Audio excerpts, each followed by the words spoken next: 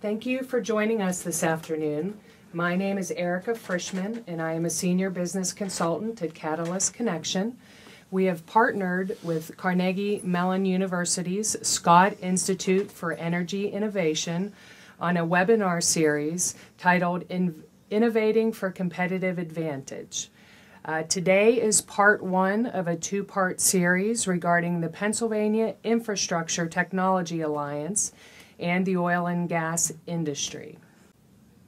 Our first speaker today is Professor Burak Ozdoganlar, who is the co-director of Pennsylvania Infrastructure Technology Alliance. He will provide us with an overview of the program and discuss the benefits to innovators and industry partners in the industry. We will have time at the end after all of our presenters for questions and answers, so please use your question box on your screen to type in questions, and again, we will field those at the end of the presentation. With that, Burak, I will turn it over to you. All right, thank you, Erica. And as Erica said, I'm the co-director of our PITA program. This is a program that I would like to give you some information about. And I'm also the Verplank Endowed Chair Professor of Mechanical Engineering and Director of Institute for Complex Engineered Systems at Carnegie Mellon University. Our PITA mission and focus is as follows. We are funded by Pennsylvania's DCED, Department of Community and Economic Development, and our mission is to bring companies and university faculty and students together to enhance the competitiveness of PA industry and create and maintain jobs in PA. This actually is an exciting opportunity for companies to work with academia in solving their problems and, in a sense, paid by the state of Pennsylvania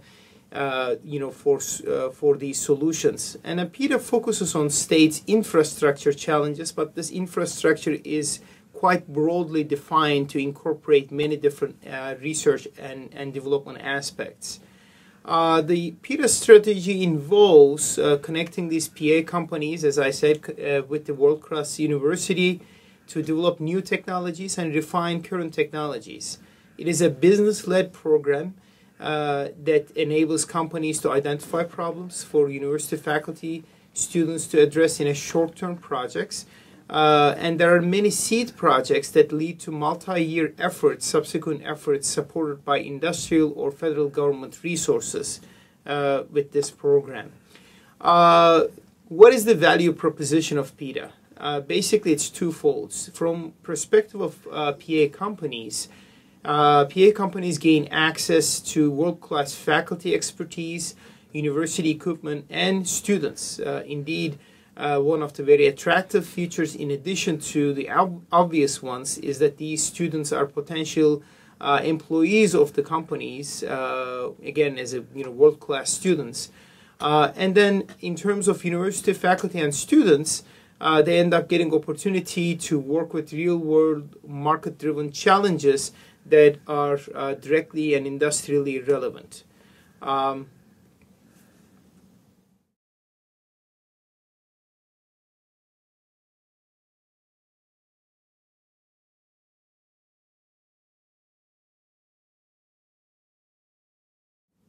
Okay, so just as a little bit history with numbers for PITA, it has existed for 17 years.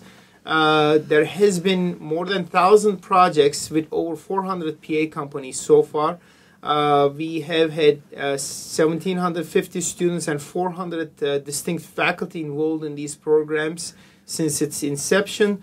There has been 12 new startup companies came out of PITA support. Nearly $300 million of economic impact came to PA through PITA program, and over $100 million of follow-on funding.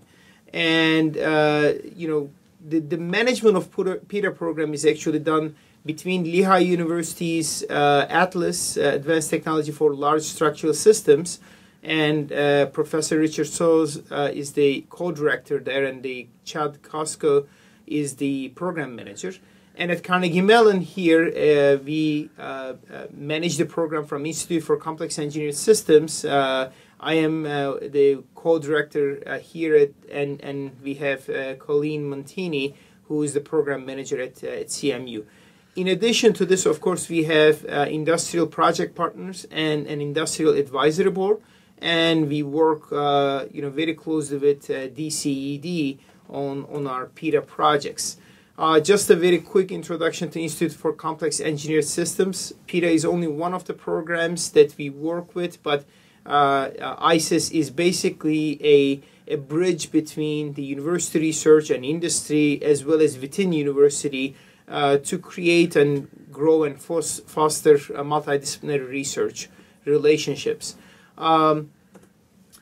So again, technical focus areas, while it is what we call is infrastructure, there are many areas that this infrastructure involves. Energy and environment is mostly what we are talking about today. In addition to that, we support projects on public health and medicine, hazard mitigation and disaster recovery, transportation systems, telecommunications and information technology, facilities, as well as water systems. As you can see, it's a far-reaching project or support. So before I tell you how a typical project works, the main idea again is this. The state of Pennsylvania provides us some funds that what we do is we match the industry with individual faculty for them to create a proposal to us. And then these proposals are what we consider seed type proposals that are funded for 1 year to bring a considerable amount of preliminary data and information and research. And they are completely motivated by companies' needs and wants within the project. So the projects always must support PITA goals that are technology development within these technical focus areas, as well as education and outreach. It is led by a CMU or Lehigh faculty and supports and involves individual graduate and undergraduate student participations. We also have other universities participate in our projects. They are considered a partnership between a PA-based company that is including the PA-based company's contributions through either direct financial support or in-kind support through material donations, equipment usage, and technical guidance. They must qualify and describe leverage in a letter of support, the companies do, and they must have at least $2 of leverage funds for every $1 of state funding that is coming through PITA. And the procedure is we put out a request for proposals. Faculty and companies submit proposals together, again led by the faculty, and then proposals are selected on a competitive peer-reviewed basis, and then we award the proposals on the time frame of January, February, and they are 1 to 1.5 year projects that involve one whole graduate students. Here are some example projects from different areas. I'm not go through these in a lot of detail since we don't have much time, and I'm gonna flip through these so you could get a chance to see the different titles of the projects. Our website, of course, provides more information, and please feel free to contact me and or Colleen about potential project ideas that will allow you to collaborate with our faculty, allow you to put together with our faculty a proposal, which again, the nice opportunity is, state of PA is going to fund that proposal. You don't really have to have a significant contribution other than the in-kind contribution or, cash contribution.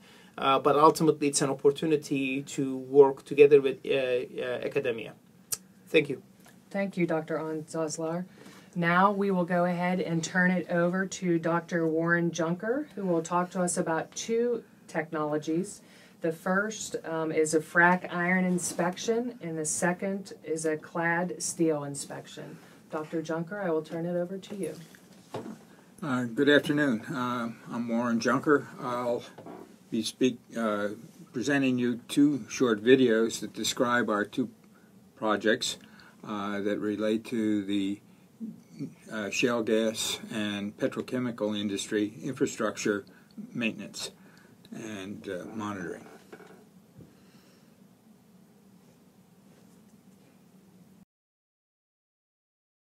Frac iron, also known as flow iron, refers to piping components assembled at the wellhead to inject and control fracking fluid.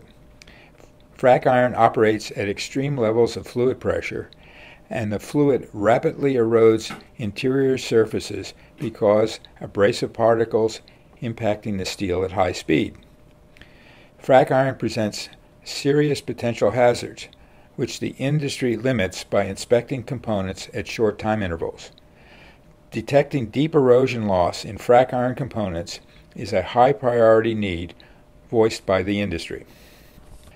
Elbows where fracking fluid changes direction by 90 degrees are particularly critical, and these 4 elbows were removed from service because of large erosion volumes that were detected by visual inspection. We also see the large wall thickness required in these components because of the extreme fluid pressures.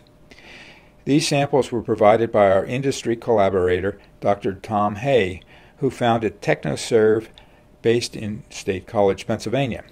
His company trains non-destructive evaluators. These NDE inspectors serve the Marcellus shale industry, perform NDE inspections, develop new NDE methods, and new NDE equipment.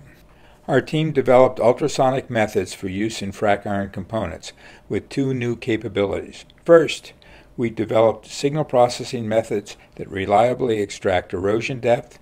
And second, in previous work sponsored by Bombardier and NSF, we invented transducer configurations that work wirelessly based on inductive coupling. These are some of our laboratory specimens. Thick-walled tube segments, the same radius and thickness as the frac iron elbow, in which we machine deep gouges to recreate erosion loss.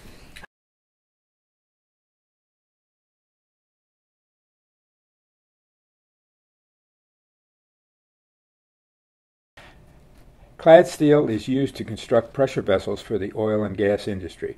The term describes a thick outer layer of carbon steel to provide structural function, with a thin inner layer of stainless steel to provide corrosion resistance. This laboratory specimen is the basis of our PITA project and was provided by our industry sponsor, NobelClad, based in Mount Braddock, Pennsylvania, with other facilities around the world. NobelClad is the world leader in fabricating clad steel by the use of explosive welding. If a crack penetrates the stainless steel layer on the interior surface of the vessel, process fluid can contact the carbon steel and create corrosion losses. At present, operators of large pressure vessels must typically remove the vessel from service, clean it, and then send inspectors into the tank to check for such cracks.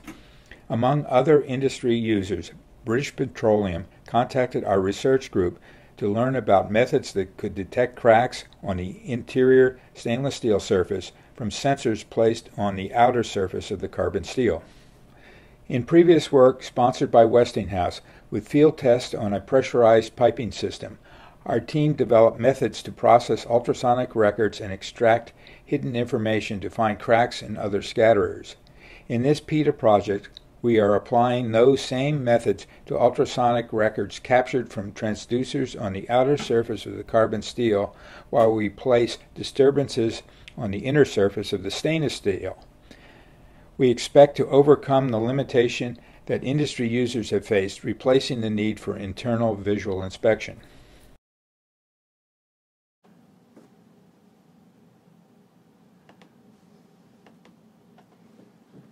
Thank you, Dr. Junker. I will now introduce our third and final speaker, Dr. Albert Presto. We'll talk about emission characterization from shale gas facilities. Again, if you have any questions for our presenters, please make sure you're using your question box on the screen. Dr. Presto?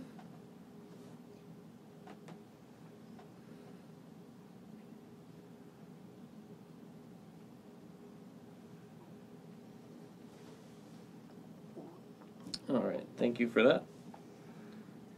And so today I will be talking about a new PITA project that is a collaboration between my group at Carnegie Mellon and RJ Lee group. So just to start, we'll put up our acknowledgements here. Again, this is a PITA project, and we're partnering here with our J League group. And you know, the focus here is on shale gas, and obviously here where we are in Pittsburgh, we sit above the Marcellus Shale, which is an enormous natural gas deposit of shale gas. But of course, there are numerous shale plays throughout the United States. It's one of these things where almost everywhere they've looked, they found shale gas, and there are extensive shale gas developments in Texas and in Colorado and Utah, and then in other parts of the country as well. And really, from the standpoint of energy production, discovery of shale gas has been sort of a game changer. So this is data from the Energy Information Administration showing gas production in the U.S. And so data up through 2012 are actual production, and then past 2012 were their projections. And what we see is around 2005, shale gas, which is this green, sort of starts exploding, and is basically, the increase in shale gas is basically expected to nearly double annual gas production in the U.S. By about 2040. And so this is something that, especially in the Marcellus Shale region, is really changing the landscape. We're building a lot of infrastructure to, a lot of wells and compressor stations and processing plants. These are just some pictures of that infrastructure. And then, of course, anytime we're handling gas like this, there's potential for different types of releases. And specifically, my project looks at releases to the atmosphere or airborne releases. And we can sort of briefly go over what possible air emissions there are from different types of shale gas facilities. So I'm doing a little bit of compositing of different facilities. But first are just the gas itself can leak. So most of natural gas is methane. And we would care about that basically because it can potentially impact global climate. So methane is a climate-forcing gas. It's actually a stronger climate forcer than carbon dioxide. So it's important to know how much methane is being released. There are other components of the gas that are what we would call higher hydrocarbons or volatile organic compounds, or VOCs. So these would be things like ethane, propane, butane, on up the line. And if the gas is leaked, those species can be emitted also. And then there are some trace species that could be in the gas. The biggest one, and this would vary greatly from location to location. Sort of the one that pops up as one of concern for a lot of people is hydrogen sulfide, mostly because it's particularly noxious. There's also potential for release of any chemicals that might be used on site. So, for instance, some well sites use methanol as an antifreeze. Any other chemicals on site, additives to fracturing fluid, can be emitted either during that process or anytime water is held in an open storage container. And then lastly, we can have what we consider sort of traditional air pollutants that are primarily products of combustion. So lots of wells, for instance, have a fair bit of diesel truck activity depending on the life cycle, where they are in their life cycle. Diesel trucks emit a lot of nitrogen oxides. There can also be emissions of particulate matter, or PM2.5. And so the growth of this shale gas industry presents a lot of environmental and monitoring challenges. And so one thing is that this is all, as this industry is growing up, they're coming into a changing regulatory environment. So as of January, all well completions are required to be what's called green, which basically means whatever's coming up out of the well cannot be vented or flared. It has to be captured in some capacity. This summer, the EPA is expected to release draft rules for methane emissions.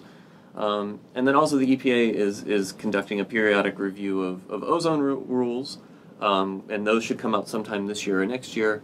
Ozone is what's called a criteria pollutant, and it's not directly emitted by anything, but it's created in the atmosphere from emissions of volatile organic compounds and nitrogen oxides, which are two of the things I mentioned a few slides ago. And then also the whole shale industry is a source that we can think of as both being large and small. So in aggregate, it's a large source. It covers a large physical extent. And if we think about the population of all the different infrastructure, so wells, compressor station, et cetera, there are thousands. So in Pennsylvania alone, there are thousands of wells. But then each individual location is relatively small. So an individual well or an individual compressor station is actually counted as a minor site for permitting from a permitting standpoint, basically because it's small. It's not sort of the size of a traditional industrial facility. And one of the challenges that comes out of having thousands of relatively small sites is finding the problem children, essentially. And so we know that in shale that there's this idea of what's called a super emitter. Basically that the overall emissions from all wells or all compressor stations are dominated by a few high-emitting sites. And so what I'm showing here are facility-level methane measurements that my group has made at a number of different sites.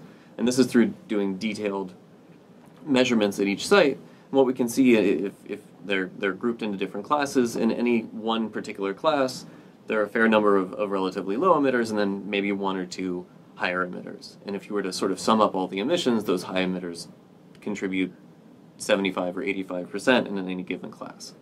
And so then the challenge is, well, how do you find those?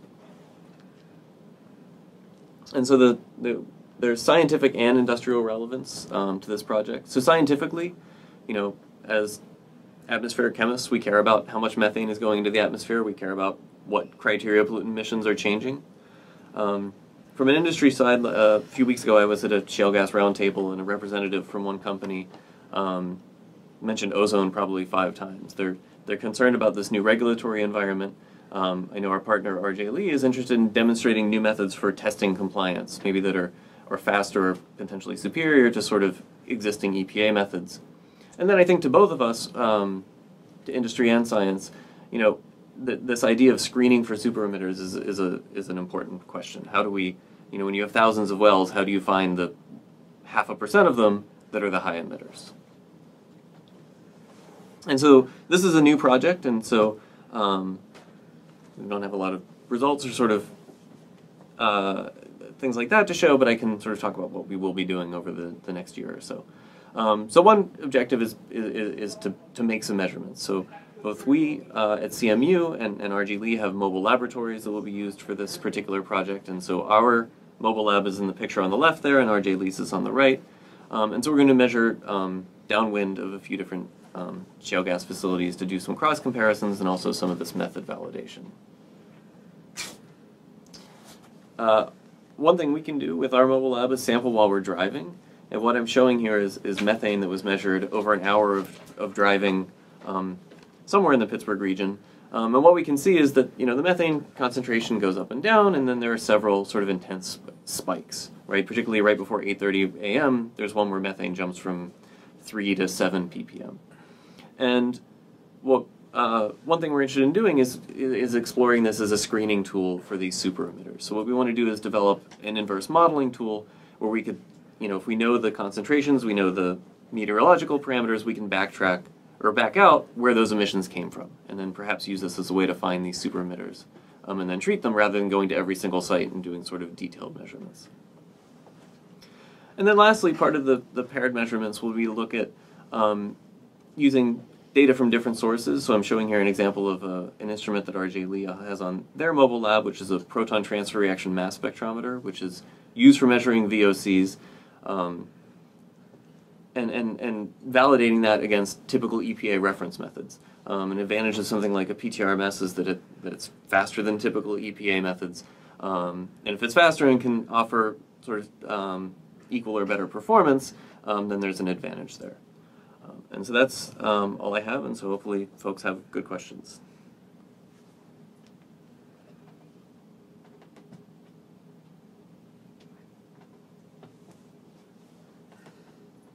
Thank you, Dr. Presto. What I'd like to do, we have several questions on our technologies, so I will start there. Dr. Presto, if you want to start, what challenges or hurdles remain to using this technology in commercial applications? So there are a few. So one, as I mentioned on that last slide I showed, sort of validating these new methods against EPA methods is, in my view, one of just acceptance, right? So people want to see EPA-validated methods, and maybe don't trust some of these newer or different instruments, but if we can show that those are, you know, providing equal performance, then can sort of, you know, raise the acceptance of those those measurements in some people's eyes. Additionally, for for the screening tools, for this inverse modeling that I mentioned for identifying the super emitters, that's something that really doesn't exist, at least not in commercial form. I mean, different groups have sort of worked on it in different ways, but there's not sort of a go-to killer app, let's say, for doing that. Thank you. Dr. Junker, when you think about your technologies, again, what challenges or hurdles remain to using this technology, or both of these technologies in commercial applications? Well, for our frac iron program, we have demonstrated on some laboratory samples that we are able to measure the erosion depth. What remains, and we've just begun, is to factor in the environmental challenges that can alter the response and therefore confuse the results. We've made some significant progress on temperature, and then we have some other environmental factors that we're considering. On the clad steel program, we've just begun that program, so we don't have a lot of information on how well that program is going to work, but we have a great deal of confidence because we did similar program on piping, and that program for Westinghouse was quite successful at extracting relatively small responses out of a very noisy environment. So we have a great deal of confidence that that will work. So, and for the frac iron problem, we also have some engineering challenges for the for implementation in that rather rough environment, physical environment. For the clad steel inspection, we have a much better feel for how that would be implemented from an engineering standpoint ultimately. Thank you, Dr. Junker. We do have a question from the audience. Can you give some specific examples of how the industries you work with interact with those in the academic community? Do they just see the end results, or do they participate on a regular basis?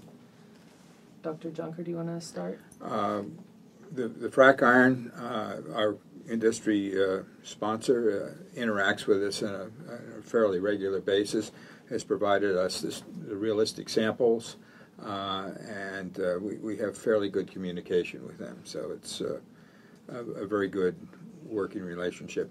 The clad steel program, we've met many times with the Nobel Clad, and they've supplied us the samples that we're working on. So we have very good interactions with our industrial sponsors. Great. Thank you. Dr. Presto, same question? Yeah, so I guess I'll comment on that some from the think about it from the side of the producers and what people would consider as oil and gas companies. And my impression is that they're reasonably engaged, so that a lot of those companies sit on the Center for Sustainable Shale Development, and also participated with the Environmental Defense Fund on a large project to look at methane leak rates in a bunch of different shale basins, and this was a study that was conducted in 2013 and 2014. Okay, thank you. Dr. Ozdoganlar, we have a question for you. In the PITA program, how many companies can share in the cost? Can the cost be split up among several companies? Yes, they can be. And again, the cost is what they are referring to as cost, I presume, is the match or the leverage funds that need to come from the company. The main fund, again, comes from the state. Each project is about $60,000, main funds coming from the state, and so we need $120,000 matching funds. Many companies provide this in terms of in-kind, whether their employees' time for working directly related to this project, donations on equipment and material, and so forth. If the project fits, absolutely, multiple companies can be involved in a single project and thus could share the cost, and we have examples as such. And just to kind of tag on to the previous question, almost each and every PITA project companies are really directly involved in the project, and our faculty and students are working with the PITA members or the faculty members and the PA industry members. Great. Well, we have another follow-up question for you. How many grants do you give each year? For how much, and for how long does a typical grant last? So again, how much is approximately $60,000. This is set such that it would be able to provide full support for one PhD student per 1 year, although the project can be extended to 1.5 years with no cost extension if necessary. We generally support a total of 40 projects. 20 of them are usually originate from Carnegie Mellon. The other 20 usually originate from Lehigh. Again, other universities can be participants as well. Oh, great, great. Dr. Presto, what kind of manufacturers might be interested in using your technology? What kind of manufacturers?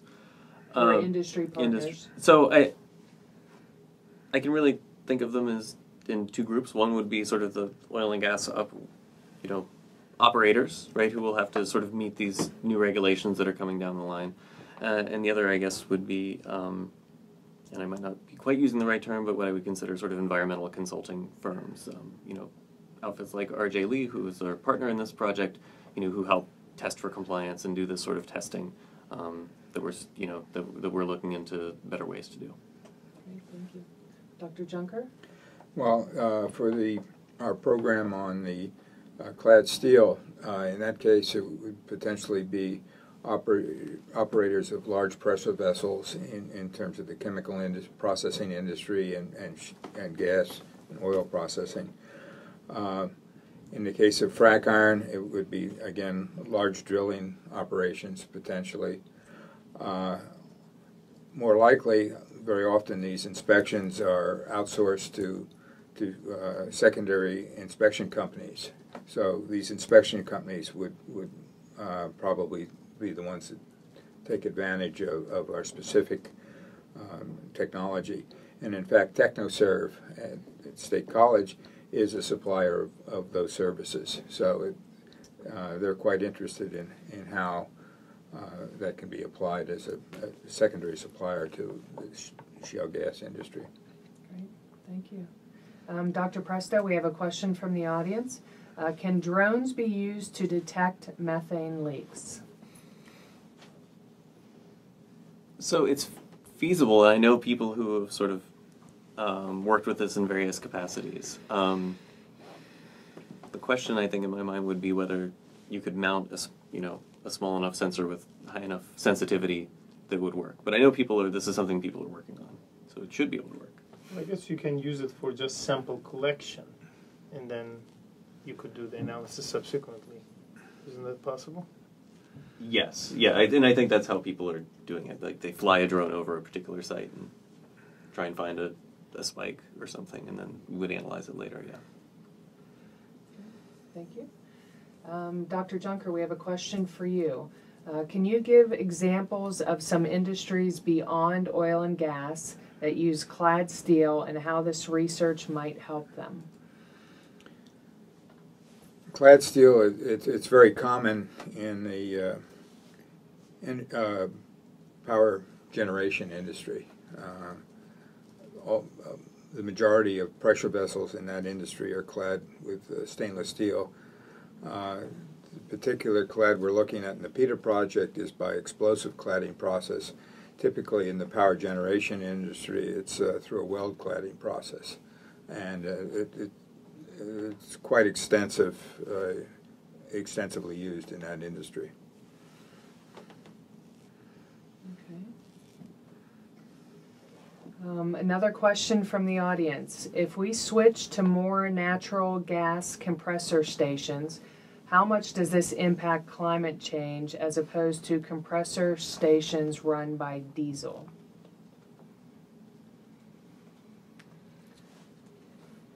For any of the panelists who want to answer? That's out of my expertise. So there are two parts to that, right? One is how much CO2 you emit when running the compressor, which offhand I don't know, but I imagine would be pretty similar between a gas and diesel compressor. And then the other is how much gas is leaked. And I'm not an expert on sort of compressor operations, but I imagine if all you're doing is swapping the engine, you're going to leak sort of similar amounts. So I sort of talked around it there. My sort of sense is that it wouldn't make a huge difference, but I'm not certain on that. Okay. Thank you. Another question from the audience. Can you give some examples of the specific companies that have been sent or spun out from ISIS investments? There are actually multiple companies that have spun out, particularly I said there are 12. Few to mention is, for instance, in the healthcare industry, Carmel Plastics. And then another big one is Aqueon Battery Systems. I don't know what the name of the full company is. But those are spun out. Those were individually, initially funded by PITA, and then they spun out to, become much bigger companies. Both of those are very successful. Just to, give you examples. Okay, thank you. Again, to remind our audience, please use the question box if you have any questions for our panelists. Last question for the panelists, unless we have some more coming in from the audience. Dr. Presto, how did you become interested in working with this technology? So my research area is air quality and atmospheric chemistry, and so it seemed a natural fit since we're basically sitting on top of the largest gas deposit in the country, and it's rapidly developing, to sort of apply our research techniques to that particular problem. Thank you. Dr. Junker? Well, I did, in my graduate work, I studied ultrasonic properties of materials, and I joined industry and spent 35 years developing inspection techniques using ultrasonics and other technologies. And I became familiar with CMU through being the technical liaison between Westinghouse and CMU. And then once I retired, I've stayed on to help CMU in their efforts on these PITA projects. Great, thank you, thank you.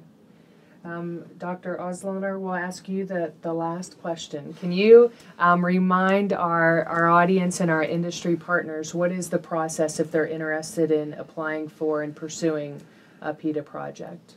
The best way is to contact me or Colleen Montini, our project manager, via email or phone call, and then we will follow up afterwards, basically trying to understand what the company's needs are, and we will try to find people here at Carnegie Mellon who would be able to address their needs in terms of faculty members, and then once we make that matchmaking, then they continue on further discussions to form a proposal for PITA. Is there any timing requirement? Do you have a funding cycle active now, or? As I explained on the